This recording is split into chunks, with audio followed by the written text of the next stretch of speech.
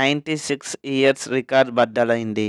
ఒక టీం నుండి 5 సెంచరీలు వచ్చిన తర్వాత కూడా మ్యాచ్ ఓడిపోవడం టెస్ట్ చరిత్రలోనే ఫస్ట్ టైం. అసలు డే 5లో ఏం జరిగింది? ఈచ్ అండ్ ఎవ్రీ సెషన్ గురించి ఈ వీడియోలో డీటెయిల్గా డిస్కస్ చేద్దాం. ముందుగా 371 రన్స్ టార్గెట్తో డే 5 స్టార్ట్ చేసిన ఇంగ్లాండ్ ఫస్ట్ సెషన్ని కంప్లీట్గా డామినేట్ చేసింది. ఎలాగైతే డే 4లో రిషబ్ పంత్, కేఎల్ రాహుల్ వికెట్ పడకుండా ఆడారో డే 5లో జాక్ క్రావ్లీ, బెన్ డకెట్ అలా ఆడారు. విజయానికి 254 పరుగులు కావాలి. ఓవర్స్ ఏమో 66 ఉన్నాయి. టీమిండియా గెలవాలంటే 10 వికెట్లు కావాలి.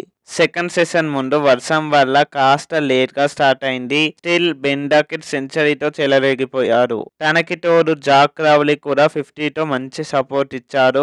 వీరిద్దరి మధ్య ఏర్పడిన 188 రన్స్ పార్ట్నర్షిప్ గేమ్ని ఇంగ్లాండ్ వైపు టర్న్ చేసేసింది. ఇలానే కొనసాగుతుండగా వర్షం మళ్ళీ వచ్చేసింది. ఆ తర్వాత ప్రసిద్ధ్ కృష్ణ క్రావ్లీని, ఓలీపాప్ని అవుట్ చేసి టీమిండియాకైతే కొద్దిగా ఊపిచ్చాడు. బట్ క్రీజ్లో ఉన్న బెన్ డకెట్ 150కి దగ్గరగా చేరుకున్నాడు. ఇక్కడే మరో బౌలర్ ఎంట్రీ ఇచ్చారు. 149 వద్ద డకెట్ని ఆ నెక్స్ట్ బాల్కే హర్రీ బ్రూక్ని గోల్డెన్ డక్ వచ్చేశాడు. తను మరెవరో కాదు, శార్దుల్ ఠాకూర్. బట్ గేమ్ లాస్ట్లో జేమీ స్మిత్, జో రూట్లు టార్గెట్ని ఆడుతూ పాడుతూ చేసేశారు. దీంతో ఫస్ట్ టెస్ట్ని ఇంగ్లాండ్ 5 వికెట్ల తేడాతో గెలిచేసింది.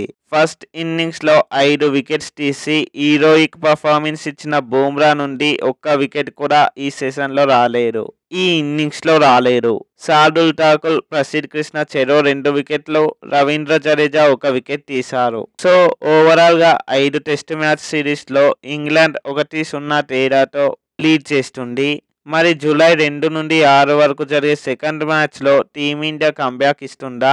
మీ ఒపీనియన్ని కామెంట్ చేయండి. ఈ వీడియో నచ్చితే లైక్ చేసి ఛానల్ని సబ్స్క్రైబ్ చేయండి. మరో వీడియోతో మళ్ళీ కలుద్దాం. Thanks for watching. జై హింద్.